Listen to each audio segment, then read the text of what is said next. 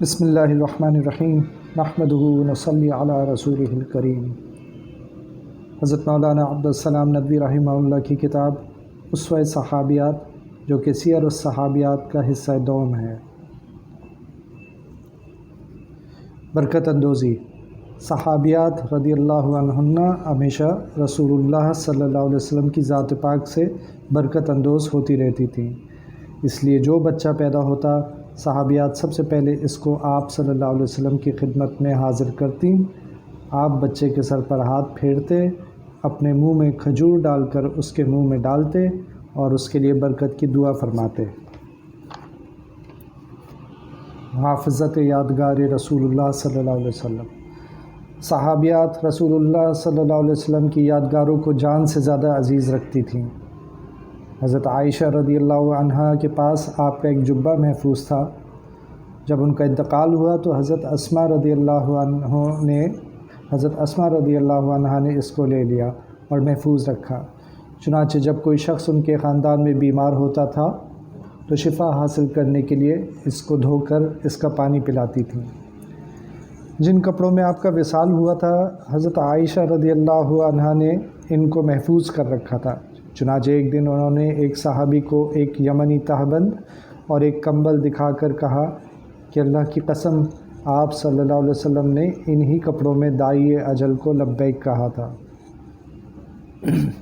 ایک بار ایک صحابیہ نے آپ کی دعوت کی۔ آپ نے کھانے کے بعد جس مشکیزے سے پانی پیا، اس کو انہوں نے محفوظ رکھا۔ جب کوئی شخص بیمار ہوتا یا برکت حاصل کرنے کا موقع آتا تو وہ اس سے پانی پیتی اور پلاتی تھیں۔ جب آپ حضرت انس رضی اللہ عنہ کے گھر پر تشریف لاتے تھے تو ان کی والدہ آپ کے پسینے کو نچوڑ کر ایک شیشی میں بھر لیتی تھیں اور اس کو محفوظ رکھتی تھیں۔ غزوہ خیبر میں آپ نے ایک صحابیہ کو خود دست مبارک سے ایک ہار پہنایا۔ وہ اس کی اتنی قدر کرتی تھیں کہ عمر بھر اس کو گلے سے جدا نہیں کیا، اور جب انتقال کرنے لگیں تو وصیت کی کہ ان کے ساتھ وہ بھی دفن کر دیا جائے۔ ایک دن آپ ام سلیم رضی اللہ عنہا کے مکان پر تشریف لائے۔ گھر میں ایک مشکیزہ لٹک رہا تھا۔ آپ نے اس کا دہانہ اپنے منہ سے لگایا اور پانی پیا۔ حضرت ام سلیم نے مشکیزے کے دہانے کو کاٹ کر اپنے پاس بطور یادگار رکھ لیا۔ آپ حضرت شفا بنت عبداللہ کے یہاں کبھی کبھی قیلولہ فرماتے تھے۔ اس غرض سے انہوں نے آپ کے لیے ایک بستر اور ایک خاص تہبند بنوا لیا تھا جس کو پہن کر آپ استراحت فرماتے تھے۔ یہ یادگاریں ایک مدت تک ان کے خاندان میں محفوظ رہیں۔ آخر میں مروان نے ان سے لے لیا۔ ادب رسول۔ صحابیات آپ صلی اللہ علیہ وسلم کی خدمت میں حاضر ہوتیں تو دربار نبوت کے ادب اور عظمت کے لحاظ سے تمام کپڑے زیب تن کر لیتیں۔ ایک صحابیہ فرماتی ہیں، میں نے تمام کپڑے پہن لیے اور آپ کی خدمت میں حاضر ہوئی۔ اگر نادانستگی کی حالت میں بھی کوئی کلمہ آپ کی شان کے خلاف منہ سے نکل جاتا تو اس کی معافی چاہتیں۔ ایک صحابیہ کا بچہ مر گیا، وہ اس پر رو رہی تھیں۔ آپ کا گزر ہوا تو فرمایا، اللہ سے ڈرو اور صبر کرو۔ بولیں، تمہیں میری مصیبت کی کیا پرواہ ہے؟ آپ چلے گئے تو لوگوں نے کہا کہ یہ تو رسول اللہ صلی اللہ علیہ وسلم تھے۔ دوڑی ہوئی آئیں اور عرض کی کہ میں نے حضور صلی اللہ علیہ وسلم کو نہیں پہچانا۔ حمایت رسول اللہ صلی اللہ علیہ وسلم۔ صحابیات اپنے دلوں میں نہایت شدت کے ساتھ آپ کی حمایت کی آرزو رکھتی تھیں۔ حضرت طیب بن عمیر رضی اللہ عنہ اسلام لائے اور اپنی ماں عروہ بنت عبد المطلب کو اس کی خبر دی تو بولی کہ تم نے جس شخص کی حمایت کی وہ اس کا سب سے زیادہ مستحق تھا۔ اگر مردوں کی طرح ہم بھی استطاعت رکھتے تو آپ کی حفاظت کرتے اور آپ کی طرف سے لڑتے۔ خدمت رسول اللہ۔ صحابیات رسول اللہ صلی اللہ علیہ وسلم کی خدمت کو اپنا سب سے بڑا شرف خیال کرتی تھیں۔ حضرت سلمہ ایک صحابیہ تھیں۔ انہوں نے اس استقلال کے ساتھ آپ کی خدمت کی کہ ان کو خادم رسول اللہ صلی اللہ علیہ وسلم کا لقب حاصل ہوا۔ سفینہ حضرت سلمہ رضی اللہ عنہ کی والدہ کی لونڈی تھیں۔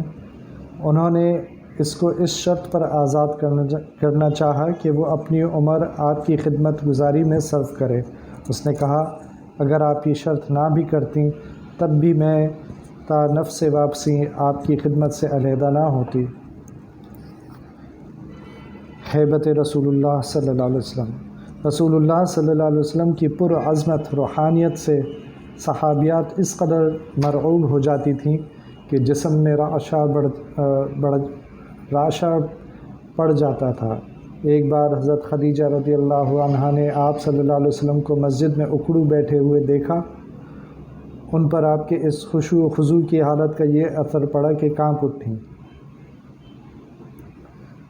نعت رسول اللہ صلی اللہ علیہ وسلم۔ صحابیات کی چھوٹی چھوٹی لڑکیاں تک آپ کی مداح میں رطب اللسان رہتی تھیں۔ آپ جب ہجرت کر کے مدینہ تشریف لائے تو لڑکیاں دف بجا بجا کر یہ شعر گاتی پھرتی تھیں: نحن جوار من بنی النجار یا حبذا محمد من جار، یعنی ہم خاندان بنو نجار کی لڑکیاں ہیں، محمد صلی اللہ علیہ وسلم کتنے اچھے پڑوسی ہیں۔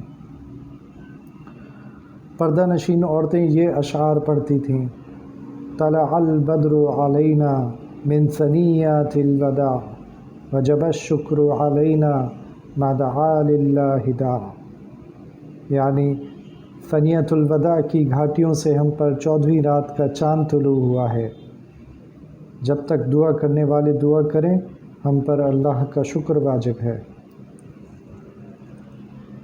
حضرت عائشہ رضی اللہ عنہا جب رخصت ہو کر آئیں تو لڑکیاں دف بجا بجا کر واقعات بدر کے متعلق اشعار گاتی تھیں۔ ان میں سے ایک نے یہ مصرع گایا: وفینا نبی یعلم ما فی غد، ہم میں ایک پیغمبر ہے جو کل کی بات جانتا ہے۔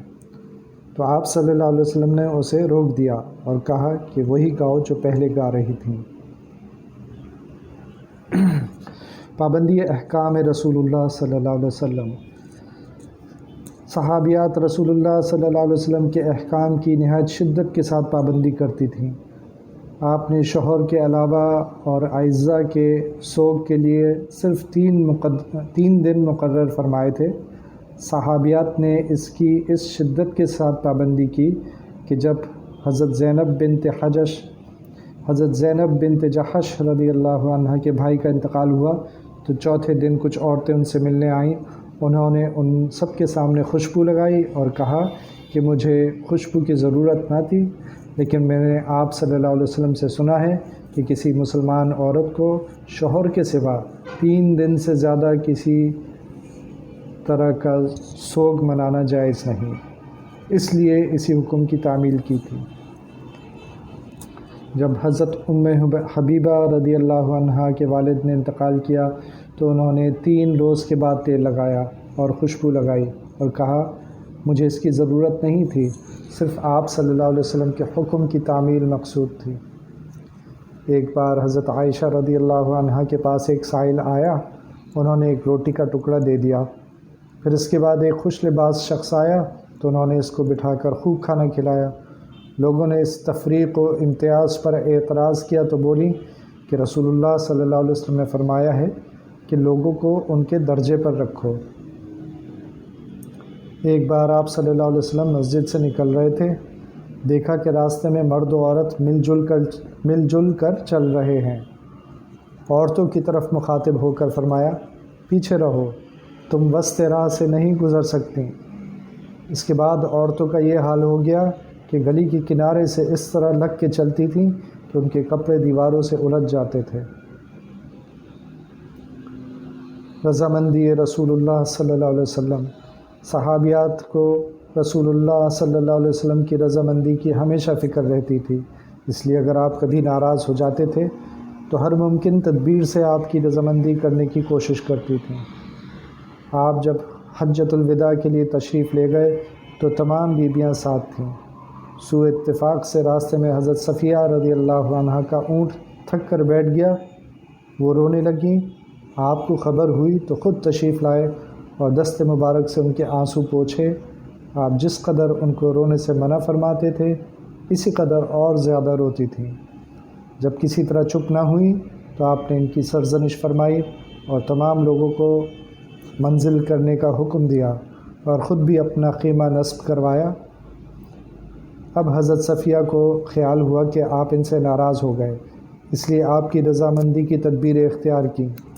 اس غرض سے حضرت عائشہ رضی اللہ عنہ کے پاس گئیں اور کہا کہ آپ کو معلوم ہے کہ میں اپنی باری کا دن کسی چیز کے معاوضے میں نہیں دے سکتی، لیکن اگر آپ رسول اللہ صلی اللہ علیہ وسلم کو مجھ سے راضی کر دیں تو میں اپنی باری کا دن آپ کو دیتی ہوں۔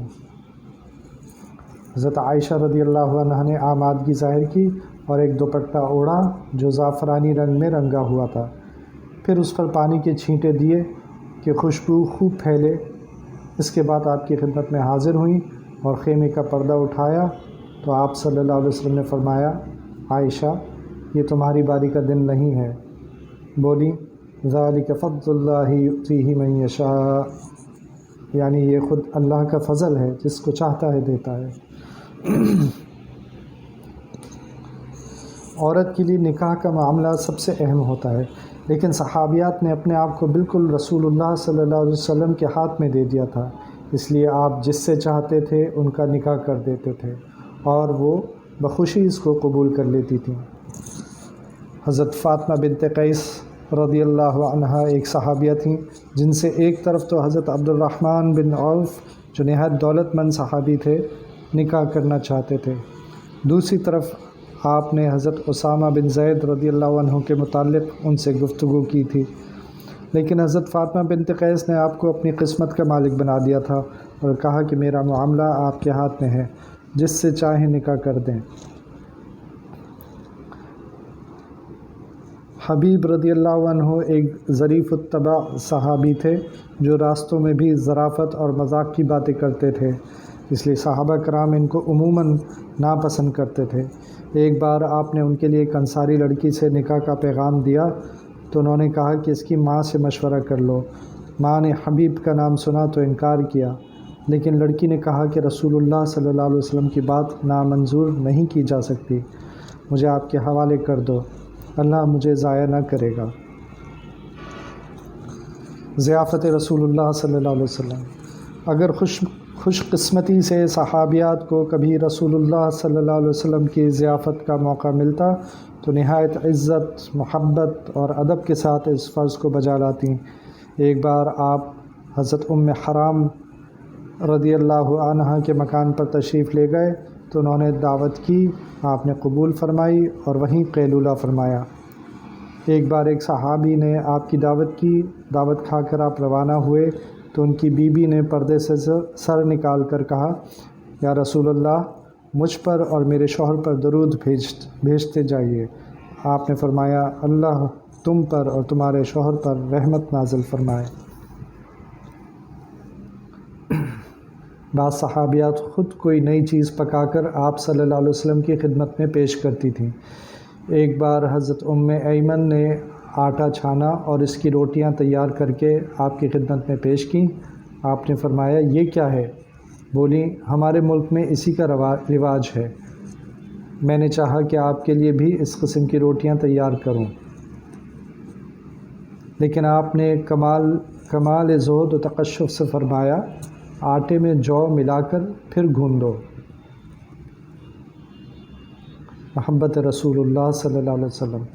صحابیات کے دل آپ کی محبت سے لبریز تھے اور وہ اظہار اس کا مختلف طریقوں سے کرتی تھیں۔ حضرت ام عطیہ ایک صحابیہ تھیں، وہ جب آپ کا ذکر کرتیں تو فرط محبت سے کہتیں، بی ابا، یعنی میں اور میرے والد آپ پر قربان۔ آپ جب کسی غزوہ میں تشریف لے جاتے تو صحابیات فرط محبت سے آپ کی واپسی اور سلامتی کے لیے نظریں مانتی تھیں۔ ایک بار آپ کسی غزوے سے واپس آئے تو ایک صحابیہ نے کہا کہ یا رسول اللہ، میں نے نظر مانی تھی کہ اگر اللہ آپ کو صحیح و سالم واپس لائے گا تو آپ کے سامنے دف بجا بجا کر گیت گاؤں گی۔ صحابیات کے دل میں آپ کی صحبت سے مستفیض ہونے کا شوق نہایت رہتا تھا۔ حضرت قیلہ رضی اللہ عنہا بیوہ ہو گئیں تو بچوں کو ان کے چچا نے لے لیا۔ اب وہ تمام دنیاوی جھگڑوں سے آزاد تھیں، اس لیے ایک صحابی کے ساتھ خدمت مبارک میں حاضر ہوئیں اور آپ کی تعلیمات اور تلقینات سے عمر بھر فائدہ اٹھایا۔ وآخر دعوانا الحمد للہ رب العالمین۔